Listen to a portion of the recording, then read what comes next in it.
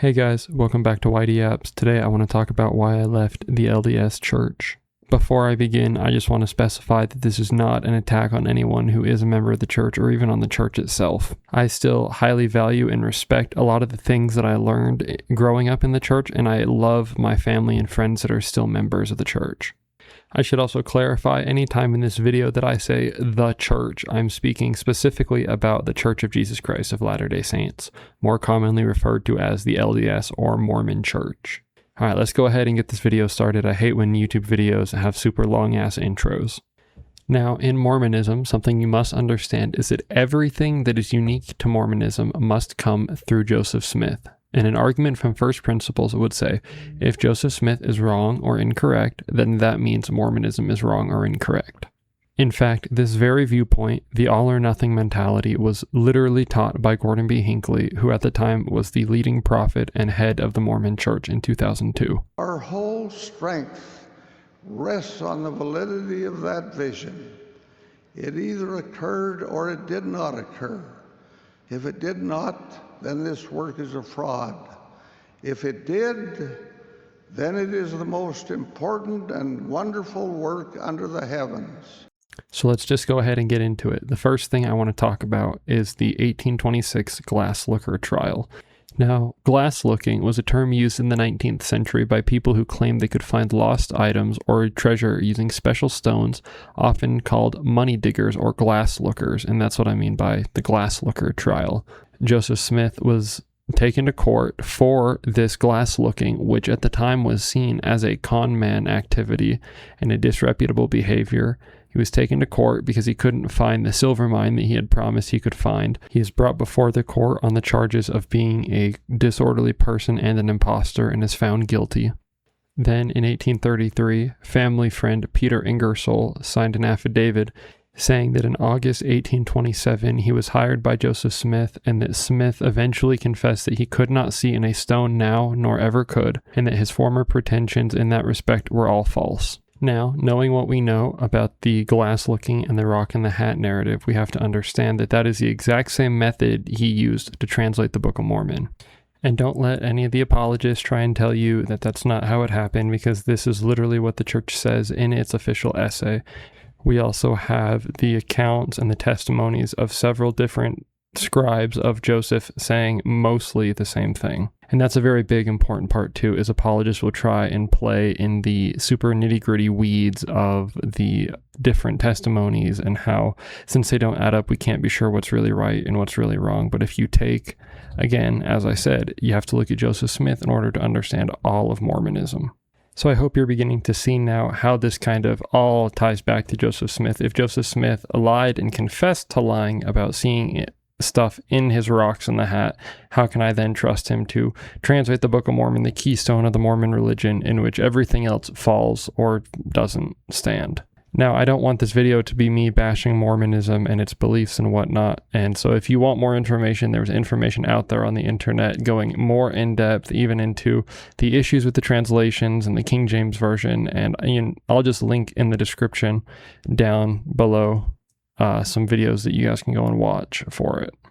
So just for some more clarification on kind of the early days of Mormonism before we get into the polygamy, is the Joseph Smith and the first vision account. Now, if you ask any Mormon, they will tell you the first vision happened in 1838 when two persons who were Jesus Christ and Heavenly Father came down to Joseph Smith while he was praying in the sacred grove and told him that none of the churches were right and that he was the one to restore the church, and that in time everything would be revealed and that it would all come through Joseph Smith. And it's a very interesting story. And on a side note, as I, has left the church and I've been really studying Christianity, I can see where Joseph is coming from, because in there it talks about how he was confused about which denomination to join because there were so many different denominations in upstate New York during the time of the Second Great Awakening, and especially growing up in New York's burned over district.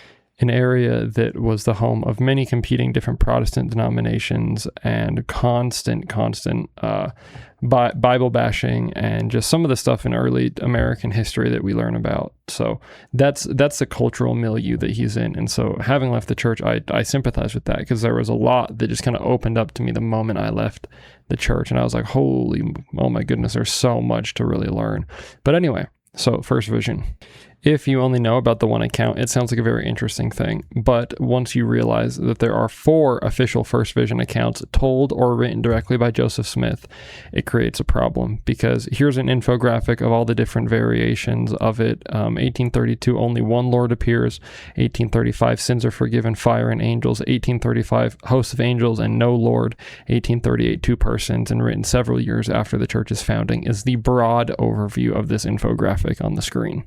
Now, I don't know about you, but if God came to me and told me that I needed to restore his church, I'm pretty sure that I wouldn't forget or change what I saw, or at least forget how many persons I saw. You know, there are some other minute details like his age or where he was specifically that I don't really want to get into in this video, but the main premise is this is a very big event, a very important event, and he is either lying and can't remember, or he just is changing it based on who he's talking to, which is a very common apologetic trait. He changes it based on who he speaks with so that he can get validation. But at the end of the day, it's like there's multiple first vision accounts, and we saw the clip from what Gordon B. Hinckley said about the first vision, and I'll play it again. Our whole strength rests on the validity of that vision. It either occurred or it did not occur. If it did not, then this work is a fraud. If it did, then it is the most important and wonderful work under the heavens. One of the other things that really threw me off and made me really question a lot of things that I had learned in the church was polygamy. Now, I had just gotten married, and so when I started thinking about it, I was like, I could never take a second wife. How did these guys do it? You know, because growing up, you hear all the time, you know, from the pro LDS side, and it's like they didn't want to take these wives, but they had to because God told them to, or it was Joseph Smith didn't want to do it, but he was commanded to, but nothing happened between them because it was just, you know, because God commanded it, and it was for sealings and whatnot. And it was this whole big kind of downplay, let's say, of a lot of what really happened. And then you look at the historical context and you're like, oh, this is not what I thought at all. And this is not what I was told or taught either. And so the first thing actually that I ever really looked at was polygamy. And then it was from polygamy that I realized I really needed to look into Joseph Smith. And that's where all my other questions and concerns came about, but I'm putting it right here in this video just to kind of keep it more organized. And so with polygamy, the things that were concerning to me was the real predatory tactics that Joseph would use to do it. There was a lot of sending other people out to kind of talk to the potential second, third, fifth, millionth wife beforehand. It was a lot of children who had just lost both of their parents, either due to sickness and diseases, or you know, your husband's out on a mission, or it was just a lot of very disgusting tactics and very predatory tactics. And that's not with every case. I want to specify, not every case was like that. But if you're a prophet of God, there shouldn't even be one case like that. That was kind of the thought process that I had. And then there's the infamous Joseph and the Flaming Sword, where he told several women that if they didn't do it, or like marry him, become his plural wife, that God was going to smite him and bring him down with an angel had visited him, and that the angel was going to kill him with a flaming sword. And there was just a lot of gray areas, morality and stuff like that was involved with it. And then ultimately you have to say, okay, if I believe that Joseph Smith is a prophet of God, then I have to believe that God, through Joseph Smith, is threatening all of these women, coercing all of these women, unfairly, you know, coming to them in vulnerable situations and doing it. And it was something that I couldn't believe that God would do. And so I said, you know what, this may have been something that Joseph thought he really was getting, but I believe that this is Joseph's own interpretation of something from the Bible. And that's what a lot of Mormonism is. And so that's where I had kind of fallen with it. I said, you know, I can't believe that a loving God would do this. Therefore, I think that this is something that Joseph Smith did, especially when you look back at his character and a lot of the stuff that you have back in the past that I've already discussed in this video. And then the biggest thing ultimately was the fact that he lied to Emma about it. He didn't tell Emma until I think it was like 20 or so wives in. Like, she wasn't even the first wife to be sealed to him. And then there are multiple statements that Joseph made, things like, how could these people say that I am married to 7 wives if I can't even contain my own wife? Like, there's so many things with polygamy, and I'll link, again, videos in the description for a lot of the content and stuff like that I went through and looked at if you're interested in it. But polygamy was ultimately my big catalyst for my faith transition and my journey through Mormonism that started everything for me. And then the next thing for me personally was Freemasonry and the Temple Endowment at that time. So the Temple Endowment, growing up as a Mormon, you're told that this is like the pinnacle of worship. Like, this is the most sacred thing that you can do. And I'm not going to talk about what happens. You can find other videos online about what actually happens in the temple and, more info on stuff like that, just because I respect what it still means to my family. But you start looking at the Mormon Temple Endowment, and then you kind of are looking at the history of Freemasonry, which the church admits that there is Freemasonic influence of the Temple Endowment at that time. And then you look at the timeline, and it's Joseph Smith was made a Master Mason on March 16th, 1842, and then he introduces the Temple Endowment on May 4th, 1842. So he becomes a Master Mason, and then 50 days later, he then introduces the Temple Endowment, which at that time was almost copy and paste word for word the Mason ritual, including the penalties, which the church has since done away with, and I never had to do when I went through the temple. But the penalties were still there for a while, and then leaders even asserted that the secular Masons had retained only fragments or correct remnants of an ancient original system. Heber C. Kimball famously stated that we have the true Masonry. Like, there were so many Freemasons in Nauvoo at the time, and I won't get into the Freemason stuff, the lore and their history, because that in and of itself is such a bigger part of a lot of things. But I realized that the temple is not what I thought it was, and even the symbols that are on the garments, which I'm putting all these images up so that you can see, all of this is Freemason stuff. And if you know anything about Mormonism, or you go and you watch any videos, they'll explain it more in depth. But all of this stuff that I'm showing is Freemasonry. And then kind of the final straw for me that I began to really think about was the concept of the Great Apostasy, where, God pulls off the priesthood authority from the earth, and the church is no longer on the earth, and therefore that's the entire reason that Joseph Smith had to restore the church. He was one of many restorationist movements, if you actually look at the timeline.